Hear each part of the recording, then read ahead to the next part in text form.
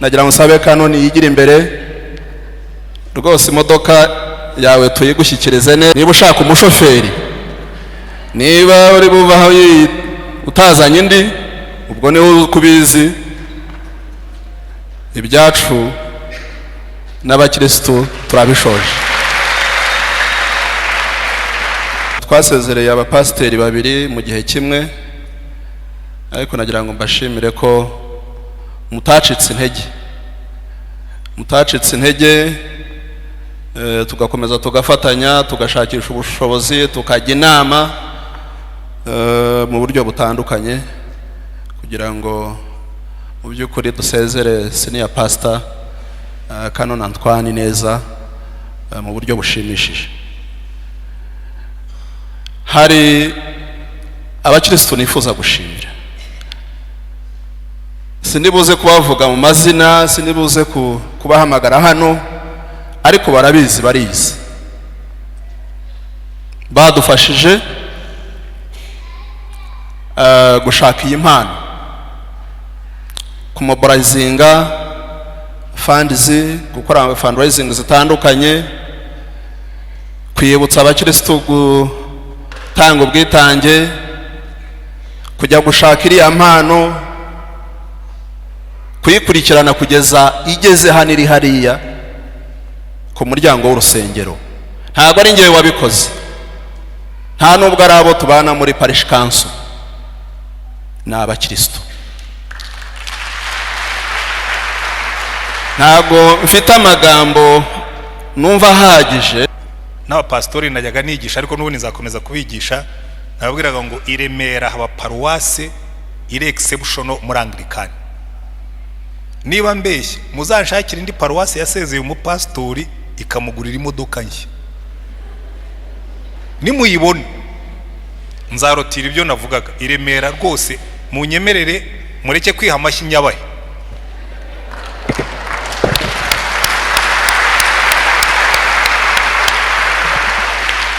Kubera ko reka nongereho ibintu bibiri kuko sinkira umuyobozi wanyu, ariko ndashaka gushimangira iki ngiki.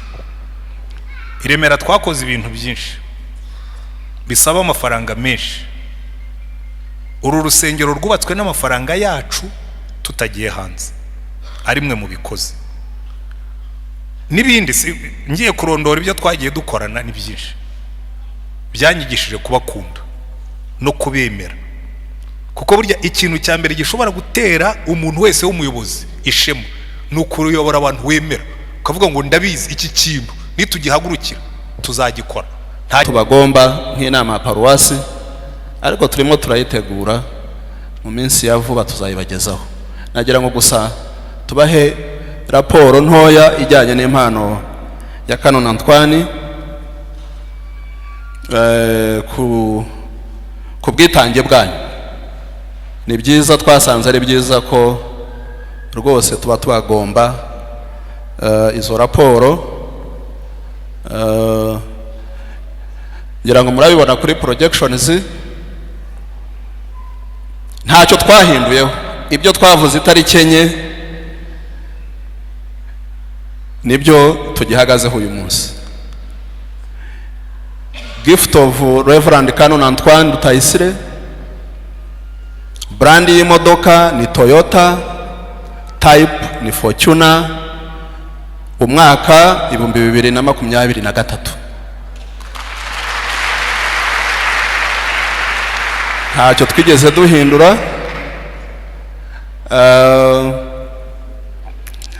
Imodoka twayiguze miliyoni 45 n'ibihumbi 237 n'amafaranga 500 y'u Rwanda. Kuyishipinga, kuyitransportinga kugira ngo igere hano byatwaye miliyoni 5 n'ibihumbi 93 n'amafaranga 500. Umusoro wayo twasoze miliyoni 32 n'ibihumbi 579 n'amafaranga 70. Twishyura kuri Dubai Port nanone umusoro aho yari iparitse ibihumbi 131 n'amafaranga 326 kuyishyiraho number plate ifite number plate yoroshye kanone hazajya atambuka hano mu mujyi nabyo byadufasha igihe kuyishaka kugira ngo mujye mumenya ko ari kanone utambutse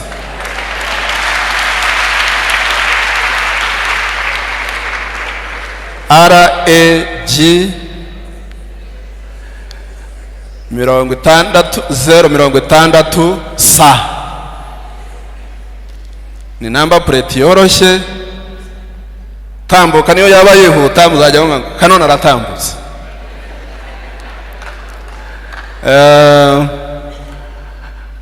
byatwaye ibihumbi 4 twayishakiye assurance ibihumbi 224 n'amafaranga 366 mwarakoze cyane Imana ibaha umugisha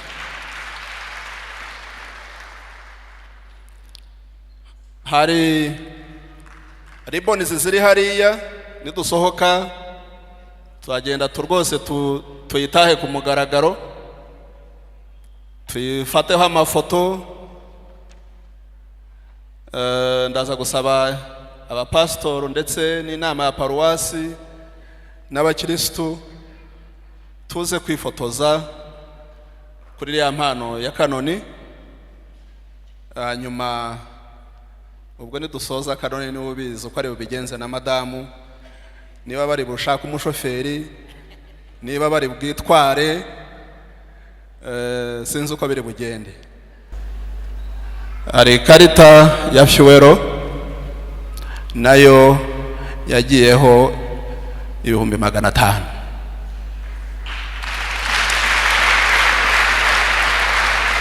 igiteranyo ni miliyoni 83 n'ibihumbi 769 n'amafaranga 782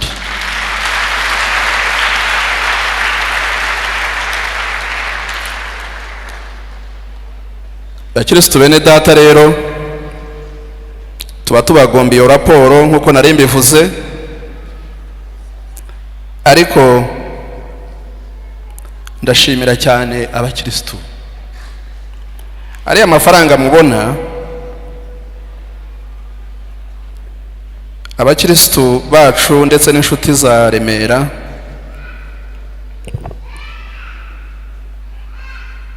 twabonye miliyoni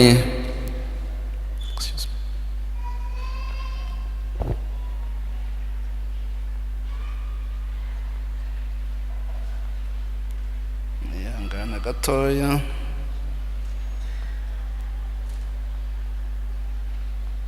miliyoni 73 n'amafaranga ibihumbi 180 niyo yabaye raised muri fundraisings na contributions zagiye zitangwa n'inshuti zacu ndetse n'inshuti za kanoni kuko haraba contributinze kuri imodoka hari deficit rero ye yagaragaye nagira ngo nshimira abakristo bakeya twegereye twa contactinze bakarwezing yo balance uyu munsi imodoka ikabihari rwose turabashimira cyane ku bwitange bwanyu ku murava mugira ntago uriya munsi wari umunsi munini ntago nabonye uburyo buhagije bwo kubashimira ariko nagira ngo mbashimire uburyo mwitanze mugategura ibirori byiza byari karafuru tugasendinga off kanoni mu buryo buhesha Imana icyubahiro mwarakoze cyane nagira ngo nsabe Auntie Janet imfunguzo twahaye hano kanoni bira byose byari simples byari za simbo ko imodoka yari mu nzira hari imfunguzo zari ziri muri karito tutashoboraga kwa accessinga zire zifungiye ahantu mu modoka ngo biriya nibiri imbere tuzabikora kuko abatumye biriya bishoboka ndababona imbere hano. Panga ibindi uko Imana izaguhishurira, dream big, pray big, and God will do big with us. Mwakoze. Ntabwo nigeze nsaba imodoka nini, ntabwo nigeze nsaba imodoka ihenze. Ubundi muri kamera yanjye nta nubwo ingira ngo chairman waranabize. Ntabwo nimukore fundraising, muterura amafaranga muyatugabanye, Jean Paul mugice nanjye mu mikindi. Jean Paul ayo twari twakorektinze kuko niko wabigenjeje. Ariko nyuma yaho baravuga ati senior pastor reka nawe twongere dukora indi fundraising. Mwarakoze. Reka mbashimire ngarukiriza. Kuko buriya mba muri kategori y'abantu ngo buma hejuru nk'amase, ushobora kumbona ndi serious ariko nkomeje kuvuga mwabona n'amariraje. Reka ngarukire hafi kuko ndumva harimo gutumba tumba. Hari igihe abantu bakunezeza not so much yuko ari ibintu bikureba. Iriya commitment inyereka yuko dufite paruwase ishobora gukora ibintu byinshi kandi ikabikora ikabigeraho. Irembo ryera TV, Irembo ryera TV.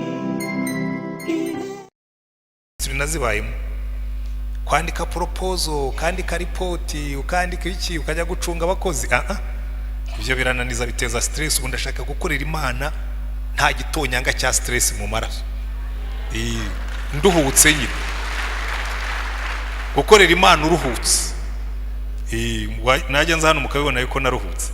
Amen. Ariko ntabwo ari inyigisho yacu uyu munsi, kwari ukubatashya gusa no kubabwira ko narimba kumbuye. Uri ariko iyo umuntu agiye ahandi nibwo umenya ko atari iwanyu. Abantu baragukunda bakakwishimira ariko kumva nyine wataha. Ubwo rero narabakumburaga none ndababonye.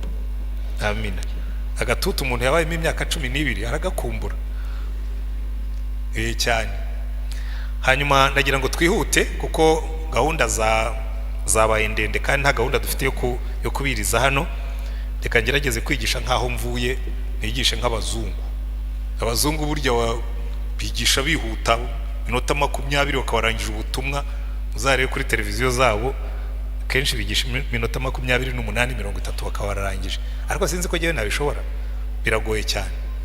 Ariko rimwe iyo ndi wabo ndabishobora, uretse ko nta bazungu nagiyemo. Ariko niyo nagiye mu bazungu ndabishobora. Reka namwe mbigerageze ndebe yuko turangiriza igihe. Amen. Amagambo turimo kwiga muri uko kwezi aravuga ngo no guhamya Yesu cyangwa gutanga ubuhamya. Inyigisho zose zagiye zicaho muri uko kwezi kose, uyu munsi turiga ku mbaraga zo guhamya. Haleluya. Imbaraga zo guhamya. Ikintu gikomeye cyane mu Kristo turiga, ariko kenshi ibyo twize rimwe na rimwe biraturyohera, ubundi hari baryo bambwira ngo birababihira, ariko ibyo twize ikintu cya mbere Imana ibidutegerejeho no kubishyira mu bikorwa. Ko mumaze ukwezi mwiga guhamya, umaze guhamiriza abangahe muri uko kwezi?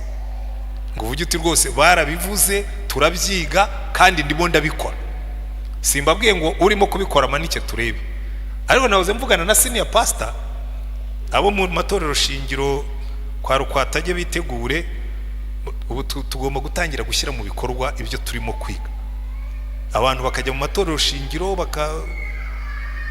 bagahamya, bagakora ibiterane, bagashaka abantu, hanyuma tukagenda mu misozi tukababwira ibya Yesu. Haleluya. Uyu munsi rero turiga imbaraga zo guhamya. Badusomeye igice cyo mu bacamanza kandi agira ngo mbashimire. Buriya buryo bwo gusoma ibice mbere y'ubutumwa nibyo byiza, kuko bituma n'abaje nyuma bamenya ibice mwasomye, bakamenya n'ubutumwa bagiye kwiga aho buvuye. Naho ubundi bisoma mbere bakaza watangira kuvuga ntibamenye aho byaturutse. Igice cya mbere cyo mu bacamanza batwereka umuntu witwa Samusoni. Samusoni yari afitanye ikibazo cye n'Abafilisitiya kubera yuko Imana yari yaramuhamagariye kubohora Isirayeli akayikura mu bucakara bw'Abafilisitiya. Abarokore bamwe na bamwe niho bajya bakoresha iryo jambo ry'Umufilisitiya. Kaho atari ko bari abantu mu Bafilisitiya bashaka kuvuga abantu badakijijwe. Kuko mu isezerano rya kera usanga Abafilisitiya yari sembole cyangwa cyari igishushanyo cy'abantu badakijijwe, ariko ku rundi ruhande kikaba n'igishushanyo cy'ibintu cyangwa abantu batsikamira ubwoko bw'Imana. Niyo mpamvu muzumva abarasita bo babita ngo ni Abababuloni. umuntu wese urwanya baramwita Umubabuloni, atari umuntu w'Umubabuloni, kuko na Babuloni nayo yigeze gutwara Abayisiraheli ibajyana mu bucakara, niho bakuye kubita Abababuloni. Rero buriya niwitegereza neza, Samusoni yabwiye Abayisiraheli aravuga ati mumbabarire mwebwe ntimunsumire, munjyane gusa munyereke Abafilisitiya, nimbabona mubimparire. Baramujyana, Abafilisitiya baramubona ngo baza birukanka, baravuga ati uyu mugabo watugoye turamubonye. Hanyuma ngo imbaraga z'umwuka ziza kuri Samusoni, ngo afata umusaya w'indogobe arabakubita, yicamo igihumbi, akora ikivugo. Ariko ngo arangije agumwuma, ngo abwira Imana ati ariko umaze kunkoresha, none ngo umwuma sinishwe n'Abafilisitiya, nicwe n'inyota. Ngo Imana imucukurira iriba, ngo yongera asubizwamo imbaraga. Haleluya. Ngira ngo abantu bamwe na bamwe wenda naho banahera bakavuga ngo Mana mbabarira uncukurira iriba uyu munsi. Hari abantu benshi baguye umwuma, hari abantu benshi aba yaragenze mu nzira y'ubukristo igihe kirekire, yagera akajya yumva nta gishya kirimo kuza, akumva yaguye umwuma. Uyu munsi ubwira Imana ngo Mana ncukurira iriba nanjye nk'uko yacukuriye Samusoni. Abicayemo mwese muguye umwuma, uyu munsi ubwira Imana ngo uyu ni umunsi wanjye wo gucukurirwa iriba rishya. Haleluya. Kuko hari igihe buriya n'ubukristo nabwo bwabwerega, hari igihe ugeraho bukaba akamenyero. Ubukristo bw'akamenyero niba ari ikintu kibi kibaho, ni ubukristo bwamenyerewe. Kandi burya ikintu cyica kamere muntu ni ikintu cyitwa akamenyero. Imana abantu barayimenyera, umugabo amenyera umugore n'umugore akamenyera umugabo, abantu bamenyera urusengero, ibyo bigisha byose bikamenyerwa, n'ibindi byose n'ibiryo biramenyerwa, ukajya wumva bitakiryoshye. Undi muntu yabirya kumva biraryoshye, wowe kuko wabimenyereye kumva nta gishya kirimo, ko twabimenyereye ukagumwuma kandi ibintu bihari. Ndagira ngo uyu munsi mubitekerezeho cyane, uwicaye hano aguye umwuma avuge ngo uyu ni umunsi wo gusubizwamo imbaraga nkahamya Yesu. Haleluya. Hanyuma igice cya kabiri twasomye kiri muri Timoteyo wa mbere wa kabiri, nako mu gice cya mbere. Buriya Pawulo afite ukuntu yandika, ni ibintu bidasanzwe. Yandikira Timoteyo muri runo rwandiko rwe rwa kabiri, amwandikira n'amarangamutima menshi, akamubwira ngo Timoteyo, ngo njya nkwibuka nkagukumbura. Ubundi kumva Pawulo yandika gutyo byagutangaza ko ubundi Pawulo yari umuntu w'intagondwa utihanganira ibintu. Ariko akamubwira ngo Timoteyo, ngo njya nkwibuka, ngo nkibuka n'amarira yawe, ngo nkagukumbura. Ngira ngo niyo mpamvu Pastor Zeda akumbuye abageni barira. Ngo njya nkwibuka nkagukumbura, ngo nkifuza kongera kukubona. Ariko akamubwira ikintu gikomeye cyane kandi cyagaragara kuri Timoteyo. Timoteyo Pawulo amutangira ubuhamya ahantu henshi. Iyo witegereje neza, ari no mu bantu yagiye atuma ahantu henshi. Iyo usomye mu Bakorinto, Pawulo yatumye Timoteyo aramubwira ngo Timoteyo nazaza, Abakorinto ndabazi, ntimuzamuhutaza, ntimuzamutera ubwoba, kuko ni umukozi w'Imana ubazaniye ijambo. Yandikira Abafilipi arababwira ngo uyu Timoteyo ngo niwe nzabatumaho, ngo ko ni umwiringirwa mu murimo w'Imana, ngo abandi basigaye bishakira inyungu zabo, ngo uyu nguyu we ngo niwe dukorana kandi nkamwizera. Mu Batesalonike nanone ni Timoteyo yatumye. Ubona Timoteyo yari umuntu Pawulo yizeraga cyane, ariko ikibazo cya Timoteyo yagiraga ubwoba. Muzitegereze urwandiko Pawulo yandikiye Timoteyo n'urwandikiye Tito ziratandukanye. Urwa Timoteyo akoresha amagambo yo kumutera imbaraga, avuga ati Timoteyo ujye ugira umwete, ntugahinda umushitsi, kuko ntabwo twahawe umwuka w'ubwoba wo gusubira inyuma, twahawe umwuka w'imbaraga, twahawe umwuka w'urukundo, twahawe umwuka utuma dukora. Ntukagire ubwoba, ntukagire isoni. Abantu benshi impamvu badahamya Yesu, baramukunda pe, ubu icyo nashakaga kubumvisha ni kategori 3 z'abakristo. Kategori ya mbere, hari abantu batigeze bamenya Yesu. Abo ngo bakubwira ngo bahamye Yesu rwose ububahemukiye. Ntabwo ushobora guhamya icyo utabonye, ntabwo ushobora guhamya icyo utamenye. Kategori ya kabiri ni abantu bamenye Yesu ariko bamenyeze nka Samusoni Irehe, baguye umwuma, bumva ibintu byabaye aho byarumye, baguye umwuma. Kategori ya gatatu ni abakristo bagifite amavuta ariko bagira ubwoba. Abo bose bakeneye gusubizwamo imbaraga ngo bashobore gukora uyu murimo. Haleluya. Ni hehe izi imbaraga zizava? Ibintu bine ngiye kubabwira tuvomamo imbaraga. Icya mbere tuvomamo imbaraga ni ukumenya Yesu. Haleluya. Ukavuga ngo jewe namenye Yesu kandi Yesu ari muri jewe. Je mpora mbibwira abakristo babona ngo niba ufite Yesu muri wowe, niba waramize Yesu ukaba udahamya Yesu, ufite problem, kuko ntabwo ubundi byakunda. Hari ikigereranyo njya nkunda gutanga, ni wicarana n'umuntu wariye ibitunguru cyangwa umuntu wariye tungurusumu, nabumbura umunwa uzamenya ko yariye ibitunguru. N'uwamize Yesu niko bimera. Umuntu wamize Yesu iyo abumbuye umunwa nta kindi avuga.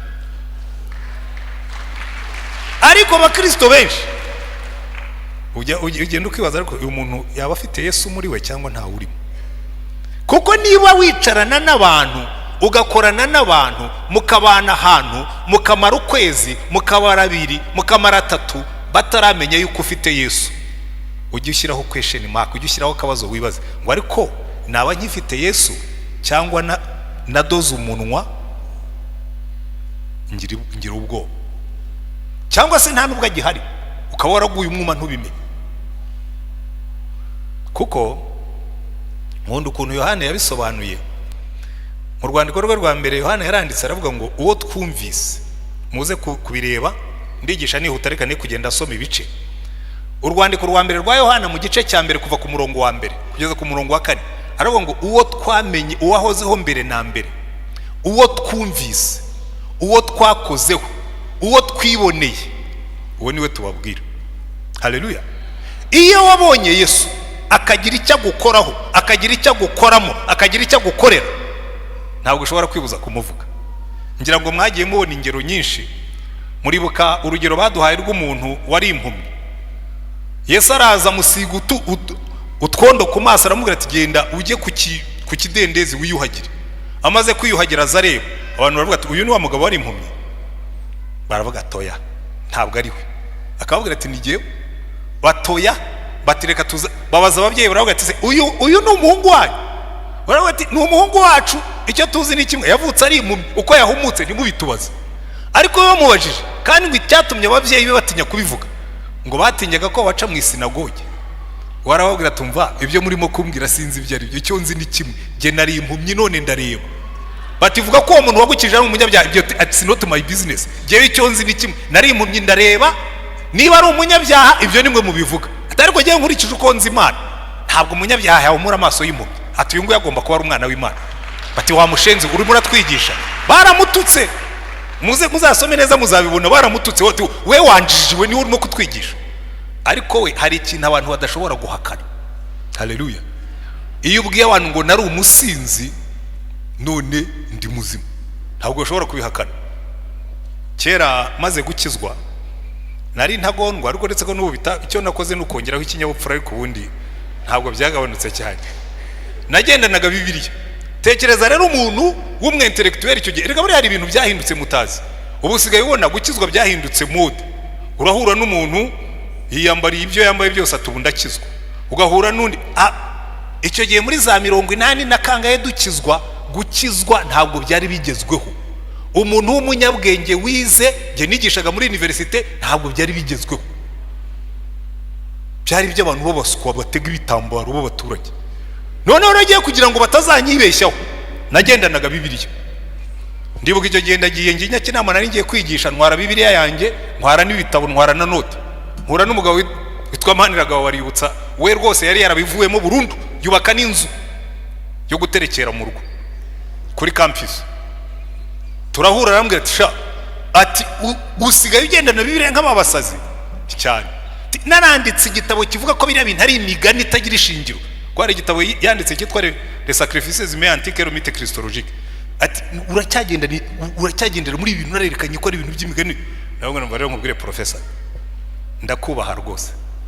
N'igitabo cyawe naragisomye, maze no kugitangaho conference gatatu. Ariko reka nkubwire ikintu kimwe, genda unshakire nibura abantu babiri kiriya gitabo cyahinduye, bari abasinzi bakabivaho, bari abasambanyi bakabyihana. Ariko jewe ndihagije, ndakubwira icyo naricyo, iki gitabo cyarampinduye. Hanyuma ushakire. Ahita ambwira ngo umva rero, ngo dore icyo mfa na bene abo bantu nkawe, ngo bagendera ku buhamya. Ndavuga nti rero hari ikintu udashobora kujyaho impaka. Ushobora kujya impaka z'ibitekerezo ariko ntushobora kujya impaka z'ubuhamya. Uyu mugabo rero ati icyo nzi ni kimwe, je nari impumyi none ndareba, ibindi mujya impaka si your problem. Haleluya. Iki rero ikintu cya mbere gituma imbaraga zo guhamya ziva mu byo Yesu yagukoreye. Nimubona abakristo badahamya, mbabwira aho bapfiriye, mpabarangire. Bapfiriye mu kantu gateretse hari inyuma. Urafata uruhinja dore nka kariya Diana Kiki, ufate kariya kana na Yesu ntikazi icyo bivuga, ugatera amazi ngo wagahinja we, ngo ubu ngo witwa Christina, ngo witwa Mariana, oya nta nubwo bakitwa ayo mazina. Wumvise amazina yo kwa Kamanda bayavuga nkagira ngo baravuga mu ndimi, basigaye bashaka amazina nyine yayandi no kugira ngo uzayafate. Nanze kuyasubiramo ko numvise neza, byanyorera kuvuga mu ndimi kuruta kuyasubiramo. Sigaye bashaka ya mazina y'irimo baza Filiya na za, kumva na amazina nyine ahambaye. Akantu kagafata ukagatera amazi, ukakabwira ko ari agakristo, kagakura kakubwira ngo naga Kristo ariko kadafite Yesu. Bitatu bya kane by'abantu dufite badafite Yesu, bagungiye, banangiye, bikomereje muri arakubwira ngo genda umukristo ariko ntiyigeze yakira Yesu. Wamubwira uti se wagizwe ute umukristo? Ati je narabatijwe, narakomejwe na, wakongeraho iki? Nyamara burya tuzabazwa byinshi. Jesi ntinya kubivuga, ndashaje. Ikintu kimwe nabonye umuntu yunguka yashaje, freedom of speech.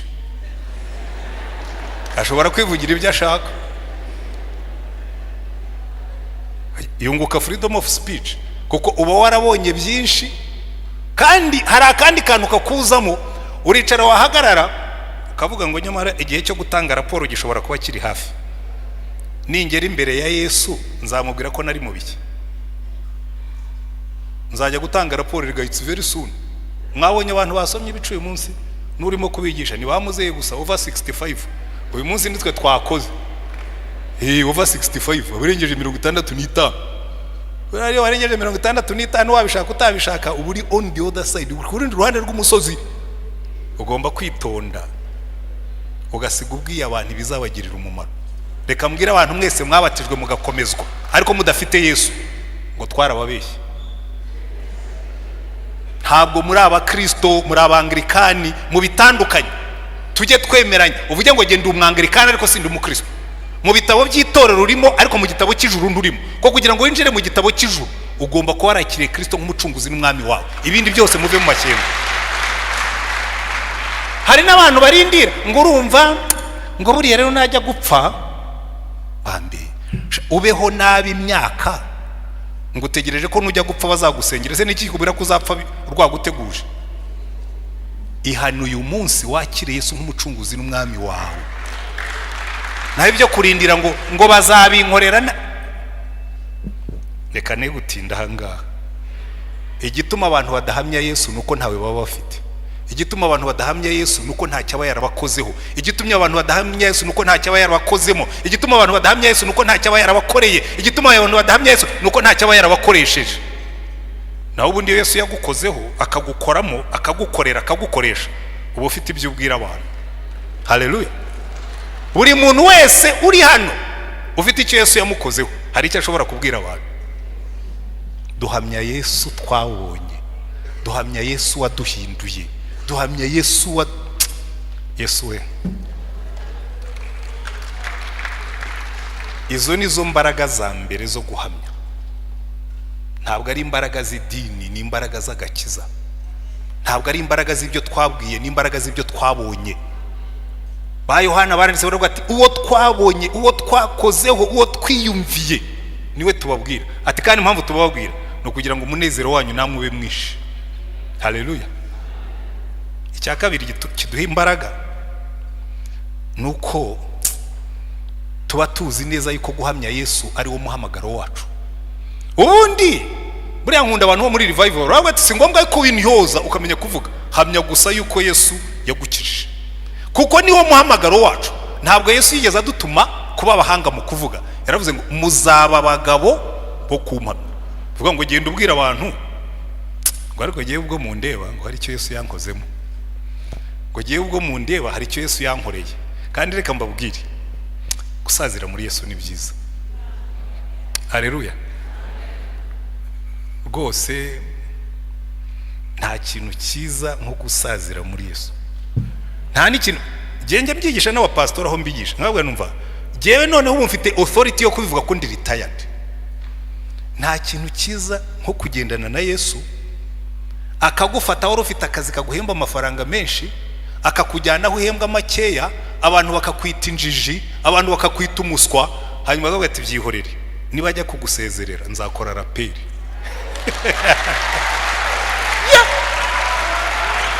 Akagira gutya agakora raperi. Ibyo utabonye muri iyo myaka yose akavuga ati ndakora catch up, ndagukorera raperi.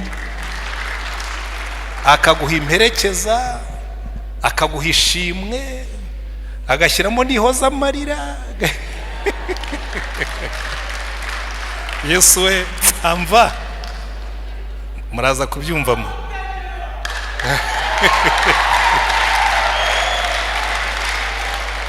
Akagutegera. Amina. Ndabatera umwete kuko kumenya ngo icyo yaduhamagariye ni ukumuhabya, ibisigaye we azabyikorera. Amina. Uwo ni umurimo wacu. Yabwiye abigishwa be arababwira ngo mwebwe ngo kwihana no kubabarirwa ibyaha bigomba kubwirwa amahanga yose, ngo kandi nimwe bagabo bibyo. Ntabwo yavuze ngo nimwe bigisha, yaravuze ngo nimwe bagabo, kuko namwe mwarihannye murababarirwa, mugende mubwire n'abandi ngo hari ibyiringiro muri Yesu. Nta kindi adusaba. Bwira abantu bihebye ngo hari ibyiringiro muri Yesu. Bwira abacitse intege ngo hari imbaraga muri Yesu. Bwira bumva ubuzima bwabananiye, bubwira ngo bubananira bute kandi Yesu aguterura akaguhagatira akakubyinirira. Haleluya. Erega abantu benshi bambe bashakiraho bitari. Abantu bashakira mu nzoga inyota ntishire. Abantu bagashakira mu bagore umunezero ntushire. Abantu bagahora bashaka bavuga ngo mpa ngo mpa ngo mpa, umutima wari uvuga ngo mpa, ariko umutima ufite Yesu uranyurwa. Unywa amazi ukanyurwa, ukarongora umugore umwe akakunyura, ugatunga amafaranga makeya akaguhaza. Yesu akajya kubwira ngo jewe ni jewe uzakubesha, umukiranutsi abeshwaho no kwizera, akakubeshaho. Ariko munyumve neza, iteka ryose iyo ngeze kuri icyo cyo ngo hari icyo nkunze gukosora. Hari abantu baba mu bunebwe babona ngo nta kibazo, ngo Yesu yaratubwiye ngo zadutunga. Yaravuze ngo udakora ntakarye, genda ukore abone ibyaha umugisha. Ko yaravuze ngo nzaha umugisha imirimo y'amaboko yanyu. Jewe ntabwo nkunda abakristo b'abanebwe. Babandi bicara ukamubaza Yesu ukora iki? Ntacyo, ariko Yesu arantunze. Sawa. Iyo umuntu avuze gutyo nshobora kurahira nkaguhanurira ntahumirije yuko ubaho nabi. Uzi umuntu urya uko yabanje gusenga. Jewe nsenga kuko mfite ibyo ndya. Buriya hari ibintu bibiri mugomba gutandukanya. Yesu ashyira ibiryo ku meza ukamushimira ko yabishyizeho, ariko abishyiraho wabikoreye. Aho umugisha imirimo y'amaboko yawe. Niyo wakubura mu muhanda mu izina rya Yesu, aho umugisha imirimo y'amaboko yawe. Ababwira ati kubura umuhanda uyu munsi, ejo nzakuzamura. Ugacuruza agatara akabwira ati akagacuruze neza utabeshya, nzagukuriramo akabutike akakuzamuka, kuko Yesu aho umugisha imirimo y'amaboko yacu. Byo ndagira ngo mutaza kubyibeshyaho ngo ngire ngo ndabigisha ngo mwiyicarire mubabanebwe ngo hasigaye Yesu byose azabikora. No. Niba baraguhaye akazi ahantu, nigeze kubabwira hano bansezeyeho, hano bavuga pastor atubera umushumba mwiza, pastor wagize ndavuga ni mujye mushima Yesu. Nabambia ndababwiza ukuri iyo nza hano ntafite Yesu, yewe inkuru muvuga ibitandukanye niyo mwavuze. Jewe ndiyizi mwari kumirwa. Ndiyizi ntarabona Yesu, ndaniyizi nyuma ya Yesu, kandi nzi naho yasanganisha. Cya gatatu reka twihute, nababwiye ko ntashaka kubakerereza. Guhamya kwacu kuva mu rukundo dukunda barimbuka. Ariko uzi kubona abantu barimbuka ntibigire icyo bikubwira.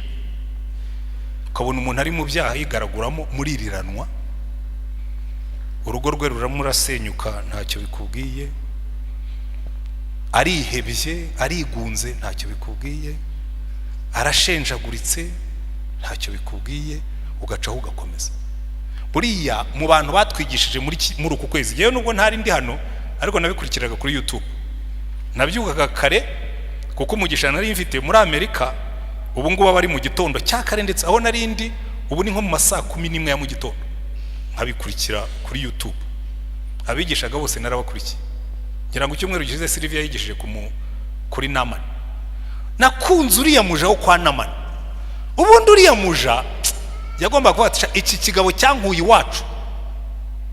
Wenda ashobora no ko yarasize yishe basaza be n'abandi, kuko mu ntambara abantu bararwana, bamwe bakanesha abandi bakaneshwa abandi bagapfa. Ashobora no ko yarasize ashenye iwabo akamutwara nk'umunyagano. Ariko umwana araza ajya kwa Namani arabakorera, akajya areba Namani. Buri ikintu abantu bamwe batabona, Namani yari umubembe hanze, kubera ko n'ubundi generali nta muntu ubumwitsiritaho, abarinzwe abantu bose bari mu metero 5, ariko mu rugo abakeneye kuba close. Yageraga mu rugo rero yakuramo intwaro ze n'ibindi, yabaga yambaye bifure bye bikingira ibituza n'ibindi, intwaro ze bakazishyira kure, bakajya bazoza bambaye ga. Isahani ye akarya adasangira na madamu kuko arabembye, kandi ibibembe birandura. Abana be ntibamuhoberaga kuko ibibembe birandura. Umuja akajya areba agahinda k'umuntu umeze neza hanze, ameze neza hanze ariko mu rugo ari miserable. Akavuga ati uyu mugabo hanze baramwubaha, ni umujenerali ukomeye, yicarana n'abanyacyubahiro, ariko hari ibyo ahishe, kandi jye narabibonye. Ntabwo yamubwirije ubutumwa, yaramubwira ati niba byashobokaga, abwira nyirabuja ati niba byashobokaga ngo databuja ajye iwacu i Samariya atagiye kurwana, ajye gushaka umuhanuzi uriyo amwingingira Imana.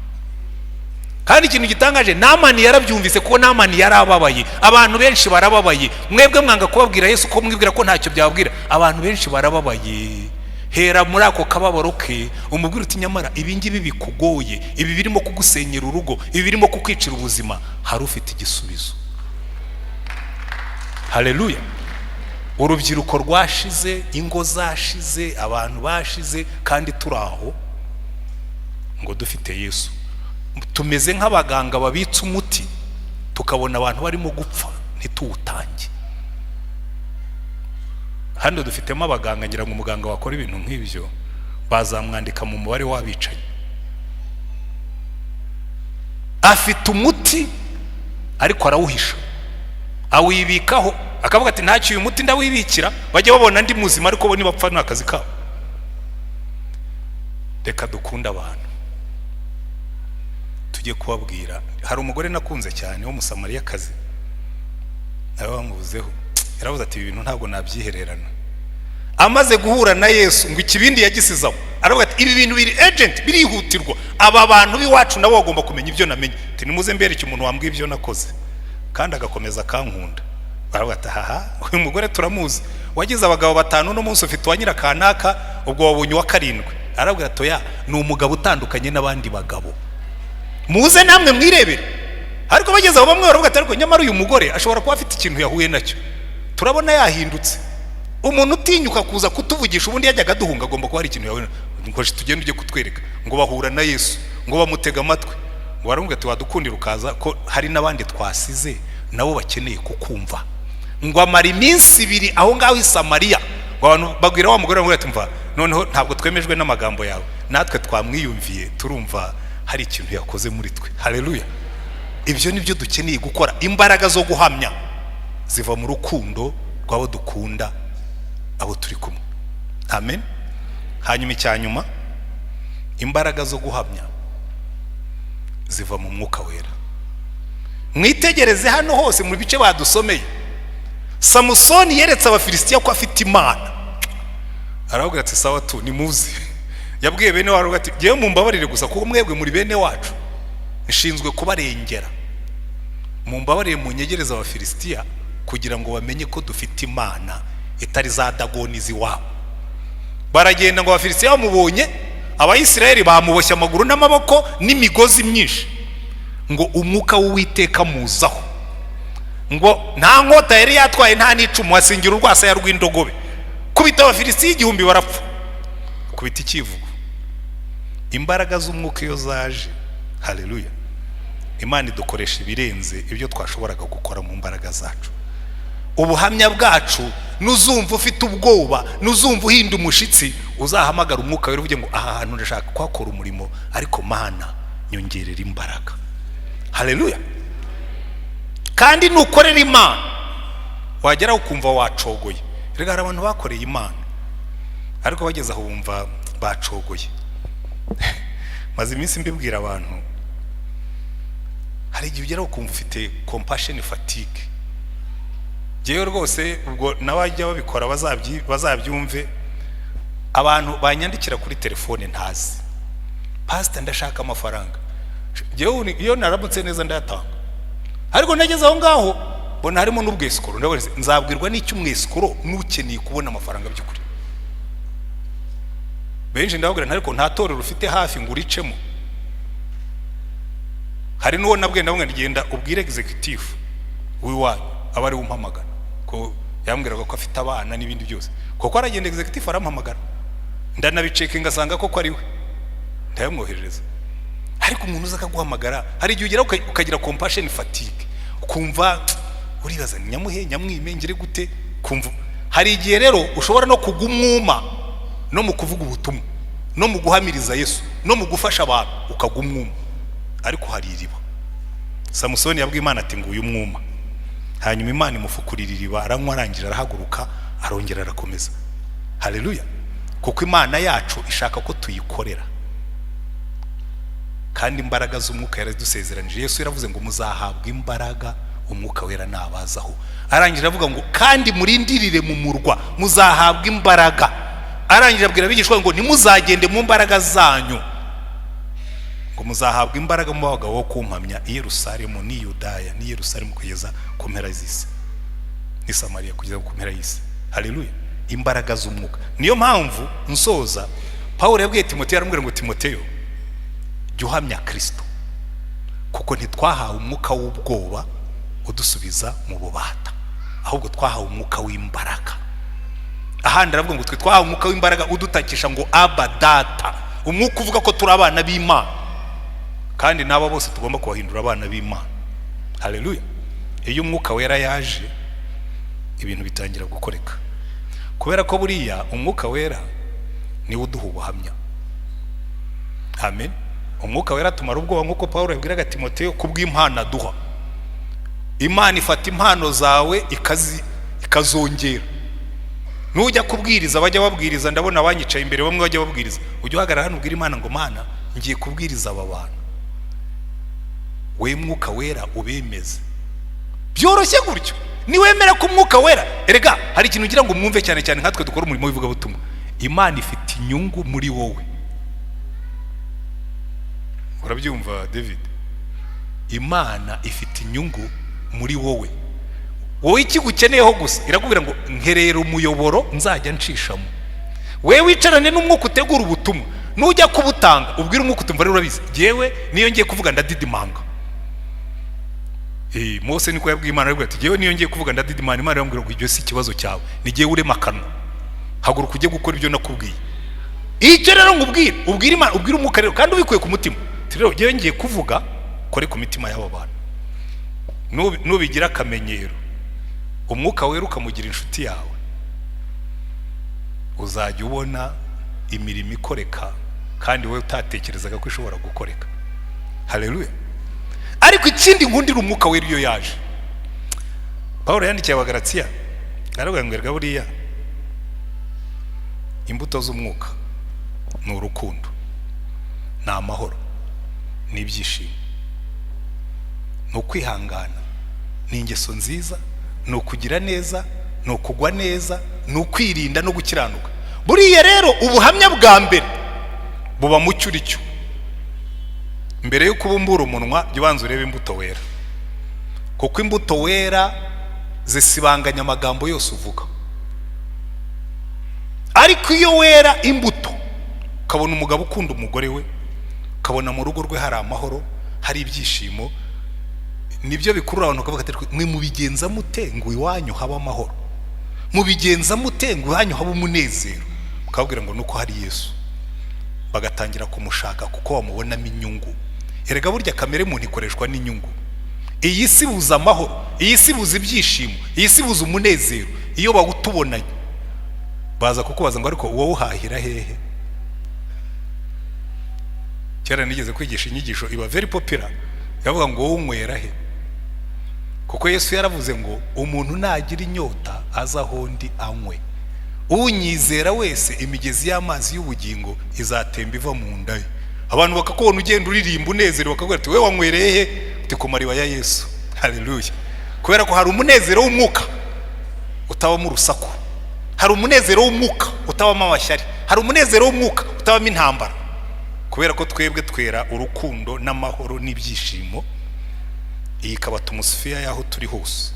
Hanyuma mu mibanire yawe n'abandi ukagira patience, ukagira kwihanganira abantu no kubabarirana, n'imico myiza, n'ingeso nziza, no kugwa neza.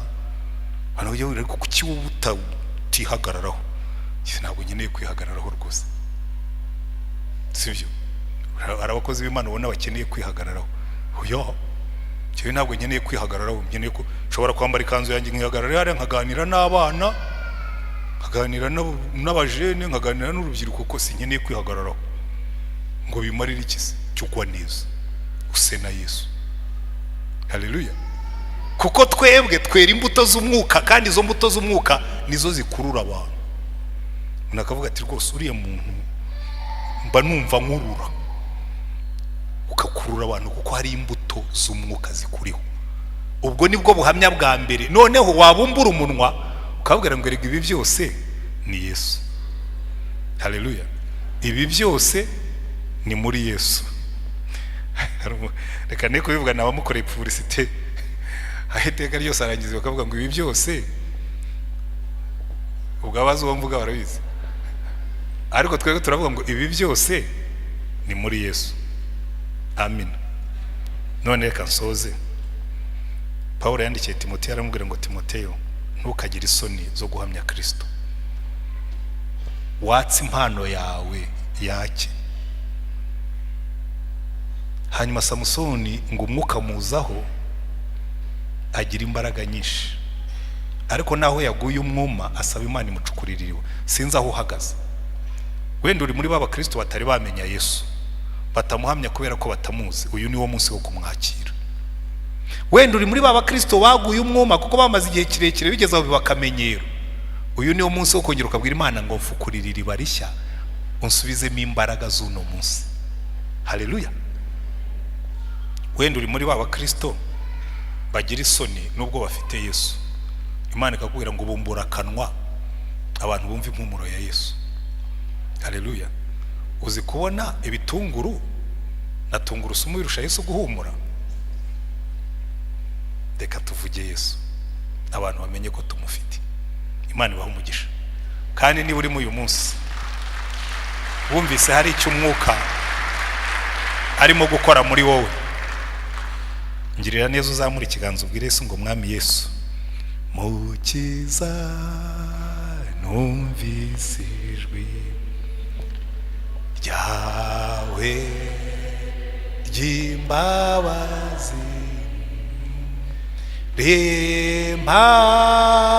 rimpamagara ngo nozwe n'amaraso amaraso yawe nditabye Yesu ndaje mukiza amaraso wavuye anyoza ntunganye. Amen. Niba wumvise hari icyo umwuka akubwira, sinzi aho uhagaze, wenda ukeneye ko Imana yongera ikagufukurira irindi riba, icomeke muri Yesu, imigezi y'amazi y'ubugingo izongera itemba iva mu nda yawe. Wenda wicaye hano yo kubashimira, sinzi ntago numva mfite ayasobanutse neza, ariko mu by'ukuri turabashimiye. Imana ibaha umugisha. Aho mwakuye ubutunzi bwanyu, rwose Imana dusenga, Imana dukorera izongera ihafiringe, amakonti yanyu yongere yuzuze, kuko mwakoze umurimo mwiza uhesha Imana icyubahiro. Nagira ngo rwose tubahe raporo ntoya, nubwo tubagomba nini, kuko muri kiriya gihe hari byinshi byakozwe, atari n'impano ya kanoni gusa, ari n'imirimo yakozwe hano, kuko muribuka ko twatahaga n'urusengero. Hari raporo nini n'abapastori najyaga nigisha, ariko n'ubundi nzakomeza kubigisha. Nababwiraga ngo i Remera haba paruwase iri exceptional muri Anglikani.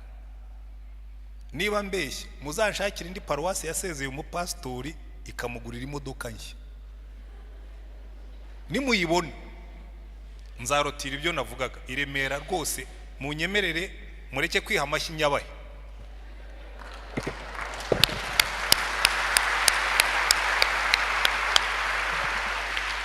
Kubera ko reka nongereho ibintu bibiri, kuko sinkira umuyobozi wanyu, ariko ndashaka gushimangira iki ngiki. I Remera twakoze ibintu byinshi bisaba amafaranga menshi. Uru rusengero rwubatswe n'amafaranga yacu tutagiye hanze, ari mwe mu bikoze.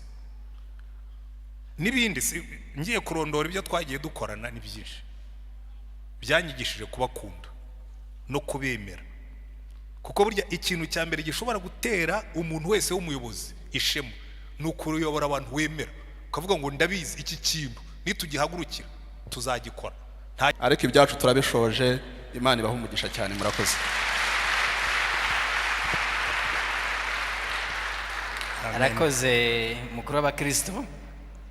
Mbere yuko Karoli nagira icyo atubwira, nagira ngo mfatiye umwanya nanjye mbashimire Abanyaremera rwose muri hariya.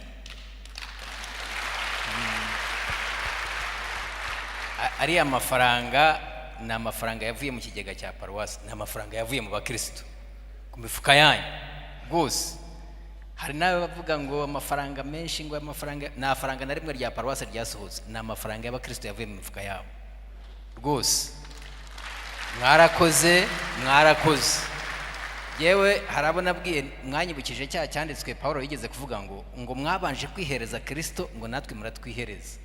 Ubu je nicyo navuga, nicyo mbona nta kindi. Mwatanze mutitangiriye itama, kandi mutangira kubwo umurimo w'Imana wakozwe aha hantu. Kanoni warakoze, kandi ntabwo tuvuga ngo warakoze ngo rekeraho. Na n'uyu munsi n'iri jambo waduhaye ryonyine ry'uyu munsi, kandi na menshi uzakomeza kuduhereza. Uwiteka guhira rwose. Yarakoze. Nahoze mbara amafaranga yagiye kuri iriya modoka, uraro yengera ubwonko nk'ubwa Yuda. Yuda wasutse amavuta ku birenge bya Yesu, aravuga ati ariko hariya hari kuvamo rwose idenari yo 300 tukazifashisha abakene. Ariko ntabwo Yesu yigeze amubwira ngo ariko Yuda ngo uri muri ibeshye. Yaravuze atoya, timureke yasuke tu, namwe mwarakoze kuyasuka. Kuko ibyo rwose hari ibintu Yesu akora akaguhindura. Ngira ngo Karegesi ibyo yavuze ni ukuri. yewe ni mu bintu byitwa gucunga amafaranga. We yampaye ngo nyagucungire ibyo waba ushaka kugeraho byose wabikora, kuko narayabimye. Bajya kugura iriya modoka amafaranga ya paruwase narayabimye, mwabaza chairman ndayadadira nawe amafaranga ya paruwase ntakorwaho. Niba mugiye gukora ibyo bintu by'amamodoka n'ibindi mwikoce, kandi barabikoze. Rero ndagira ngo nshimire abakristo mwese nta mparambibwira abantu ikintu na kimwe twagurukiye Remera kitakunze rwose, ibyo ndabibahera amashyi. Kandi nizeza Karegesa nanabibasaba ngo uko twakoranye aba ariko dukomeza gukorana, nubwo ntari senior pastor ariko turacyafite ibikorwa bya paruwase. Kandi nanjye I give the promise, nahoze mbara ndavuga ngo amafaranga yaguze iriya modoka, hari igihe abana ba Yakobo bagiye guhaha muri Egiputa, murumuna wawe Yosefu afata amafaranga bari bazanye yose ayasubiza mu masaho yabo, batashye bafunguye basanga arimo.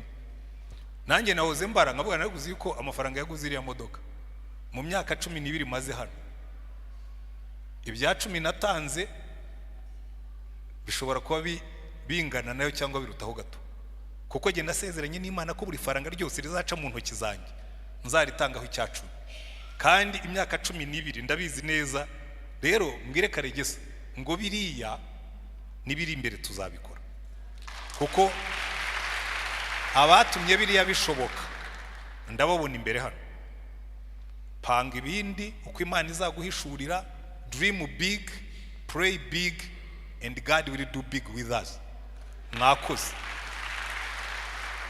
Ntabwo nigeze nsaba imodoka nini, ntabwo nigeze nsaba imodoka ihenze. Ubundi muri kamera yanjye nta nubwo ngira ngo chairman waranabize. Nabwiye ntimukore fundraising, muterura amafaranga muyatugabanye, Jean Paul muhugece nanjye mu mikindi. Jean Paul ayo twari twakorektinze kuko niko wabigenjeje, ariko nyuma yaho baravuga ati senior pastor reka nawe twongere dukora indi fundraising. Mwarakoze, reka mbashimire ngarukiriza, kuko buriya mba muri kategori y'abantu ngo buma hejuru nk'amase. Ushobora kumbona ndi serious ariko nkomeje kuvuga mwabona n'amariraje. Reka ngarukire hafi kuko ndumva harimo gutumba. Hari igihe abantu bakunezeza not so much yuko ari ibintu bikureba. Iriya commitment inyereka yuko dufite paruwase ishobora gukora ibintu byinshi kandi ikabikora ikabigeraho. Irembo ryera TV, Irembo ryera TV,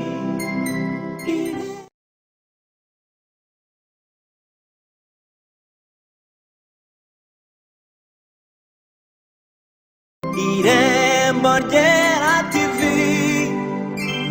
Irembo ryera TV,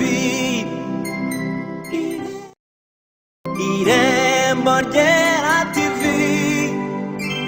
Irembo ryera TV, Irembo ryera